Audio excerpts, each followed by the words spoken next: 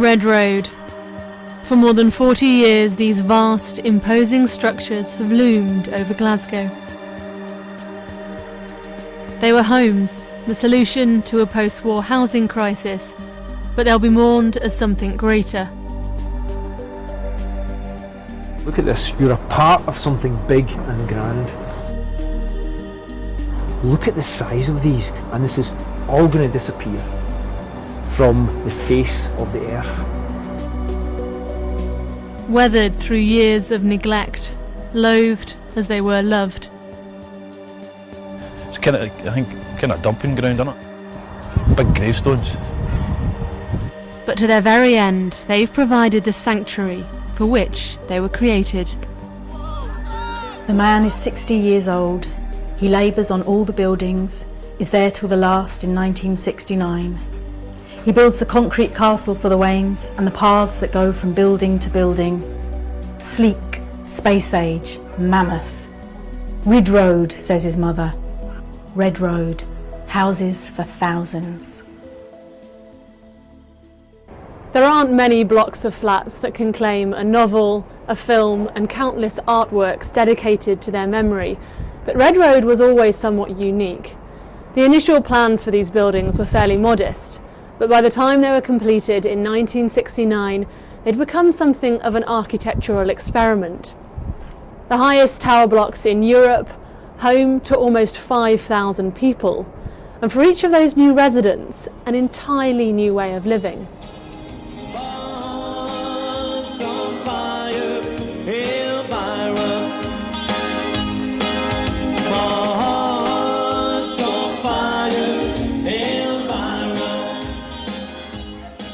These were the very first of those residents, and they've stuck with Red Road until the very end.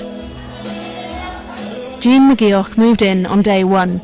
She arrived from her tenement, picked a ticket at random, and on it was her flat number and floor.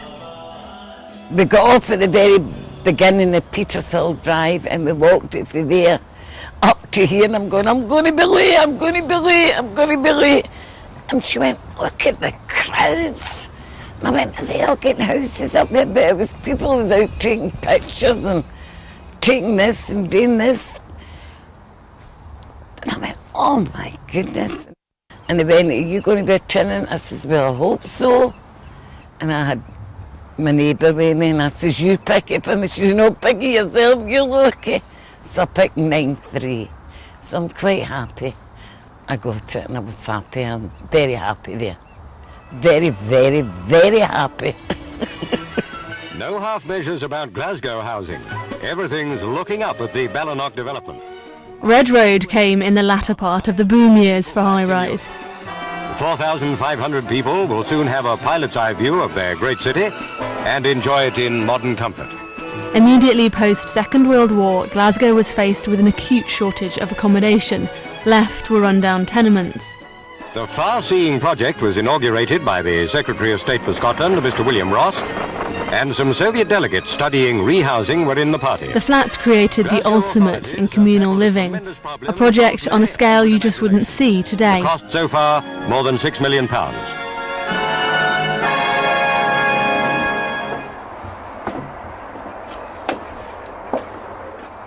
Look at these buildings. There is something absolutely grand about them. The whole scale, the human, on a purely formal level, these are never going to exist again in this part of the world.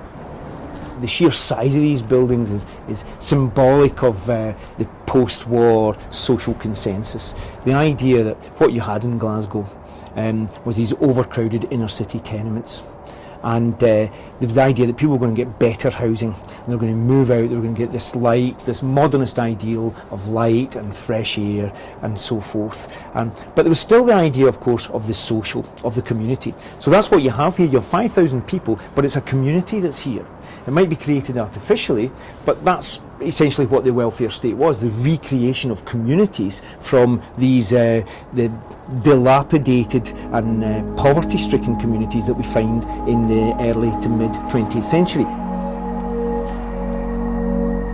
Red Road had purpose-built shops, pubs, even a 1,000-seater underground bingo hall, a rota system shared out cleaning the hallways. It was a golden period, all the problems with high-rise initially mere quirks of life. The shift to this way of living was so significant for Glasgow that it earned a place in the city's folk history. I'm a skyscraper when I live on the 19th floor, but I'm no going to play anymore.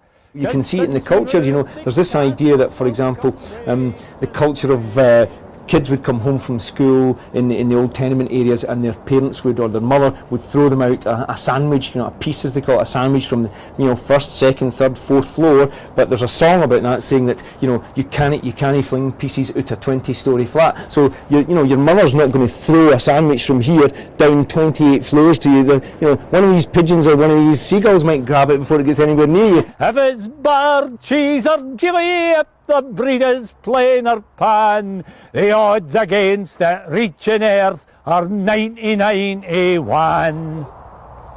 From that initial wave of hope soon came a far more harsh reality for Red Road.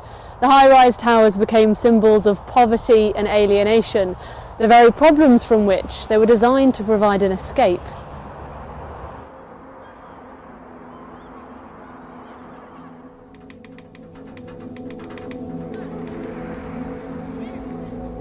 Like many of the first residents, Jean moved out of Red Road, and by the time Azam and Peter lived there in the late 80s and early 90s, it had a very different kind of community.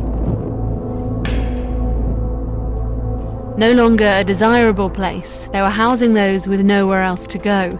Azam's neighbours robbed for a living, people weren't taking turns to clean the hallways anymore.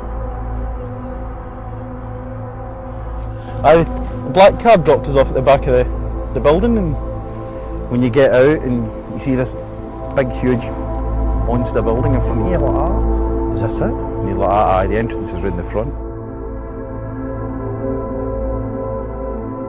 Two residents beforehand who'd stayed there before me had both jumped out the kitchen window, and there was a quick save or something like that.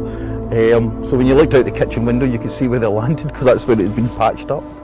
The time it was the late 80s when there was a lot of unemployment, you know, and heroin was becoming a big thing. I mean, it was rough. I mean, like Pete said, there was a lot of unemployment. They were closing down the shipyards and all that as well.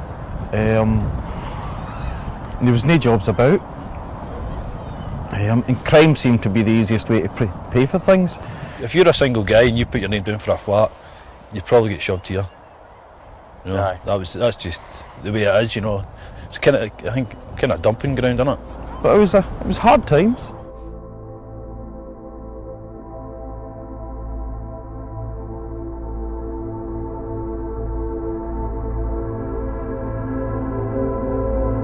Early 70s, there would be queues at the lifts in the morning for men going to their work, wherever that would be, shipyards and so forth. But coming into the 80s, it was no longer a problem to get a lift anymore in the morning to go to your work. There was the idea of despair, the idea that things were coming to an end, that there was no future in places like this. And as I say, we get this problem, this horrific word, but residualisation, which really brings the place down.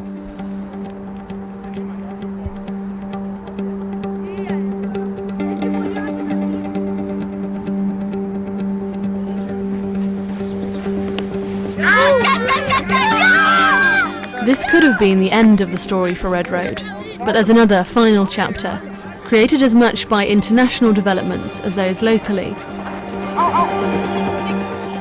The flats became a home for asylum seekers, initially those fleeing Kosovo, but at their end residents from as many troubled countries as you could name. Sri Lankan politicians have found a home here, Afghan Sikhs, Libyans, Congolese, huge numbers of Chinese. There are more horror stories here. A family of Russians jumped to their deaths from the flats in 2010.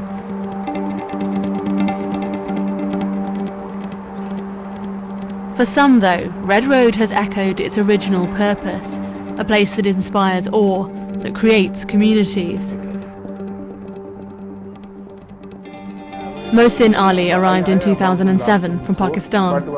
What did your family think of their new home? It's just like that scene you are in the airplane, maybe you just see down, you think that you are just in the airplane. we can see all the city of the Glasgow from our flat. Just if we go to the kitchen, there was a view of mountains. If we come to the living room, there was a view of the whole city. The families were just together. My younger daughter was born here. She was born in the Red Road flats. So you've got a Red Road baby? Yeah, we have the Red Road baby. And so on, and so on, and so on, till the tenants were gone and the buildings only steel and girders and ghost stories.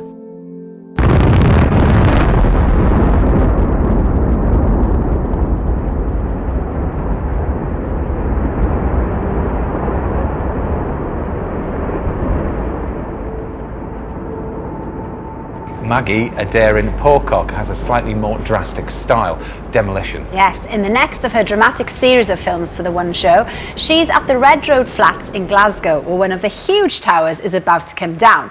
Problem is, there's only a matter of metres between the buildings. In the 50s and 60s, tower blocks were hailed as the answer to Britain's post-war housing shortage. Nowhere embraced them more than Glasgow, and none are more iconic than the Red Road Flats in Springburn. When opened in 1966, the Red Road Flats in Glasgow were some of the tallest residential buildings in Europe. Known as the superblocks, they housed 5,000 people. In their day, these giants were seen as beautiful and futuristic. But today, tower blocks are being brought down around the country. And one block at Red Road is next. But this tower is not going down without a fight. Blast engineer William Sinclair has found a huge challenge inside. What we actually found on any given floor is a complete mishmash and cocktail of steel columns. Some of the steel we're encountering here, its industrial strength is absolutely thick steel. Bringing down a building made from concrete is relatively simple. The shockwave from the explosion easily shatters the material, meaning the building can collapse and implode on itself.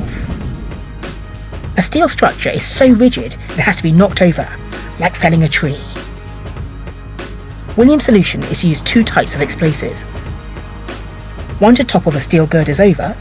This is our bomb box. It's a box with dynamite sticks in there, and that's what's our kicking charge. That'll actually shift the column out of position. And another type of explosive to slice the steel in two, called a cutter charge. They actually form a molten jet of copper. There's a copper casing with explosive inside there, which will actually heat up and physically fire through the steel and slice it like a knife through butter. But William and his demolition team have another major headache. The neighbouring block is only 45 metres away, and the tower is 80 metres tall. So how can they bring it down without hitting the other block? The frame of the building is made up of steel girders along the front, middle and back of the building. A third of the way up, William is going to take out the front and middle girders. On 3 floors, the explosives will slice through the steel and blow it outwards. The back girder remains to act as a hinge. The building first collapses down, reducing its height before toppling forward. This combination of explosives means that this building will topple that way, missing that building by 12 metres. Hopefully. A crowd of onlookers had come to see the end of these famous flats. But it's mixed emotions for fireman Finlay Mackay. They were home for over 20 years. We had a fantastic time growing up here. I couldn't say a bad word about the place. I'll be really sad to see it go because it's a link to your past, and I stayed up there with my mum and my dad. They're both now dead, so it's your kind of one of your final links going with your parents. But time is up for the Red Road Flats. 1/4 ton of explosives is ready to go. Well, that's the siren that's just gone off now. And I really feel for the engineers on this one, because it's a massive building and it has to come down incredibly precisely. You can really feel the tension.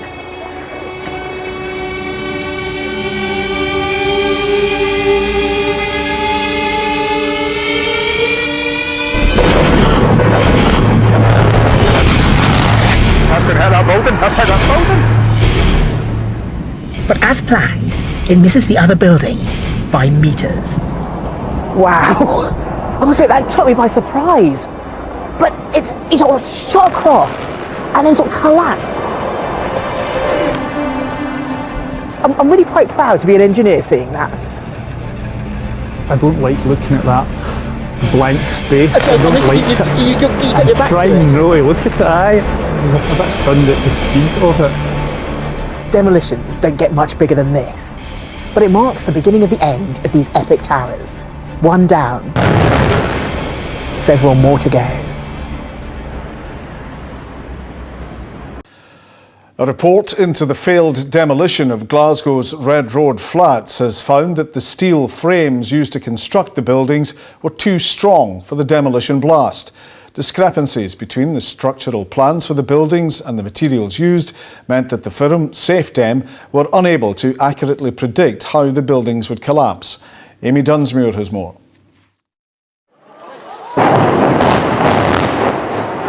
Hundreds of people turned out to see these iconic buildings razed to the ground, but 2 of the high-rise blocks only partially collapsed. Today, a report into what caused the demolition blunder has found it was the internal structure of the tower blocks that contributed. Unlike most multi-stories where concrete is used to build the framework, the Red Road flats had a steel structure. But discrepancies between the original plans for the building and what was eventually built made it difficult for the demolition company to predict how they would collapse. The authors of the report have found that the firm SafeDem did everything they could to ensure a safe demolition and that the public were never in any danger during the process. Locals we've spoken to today say that little progress seems to have been made since the buildings were demolished last year. Now their biggest concern is how long it will take for this rubble to be cleared away. No one from Glasgow Housing Association or SafeDem were available to comment on today's report. But in a statement, GHA said they wanted to thank people living near the Red Road site for their patience and understanding while they continue to clear the site. They say the area will be turned into a green space for the community while plans for housing are developed. Amy Dunsmuir, STV News, Glasgow.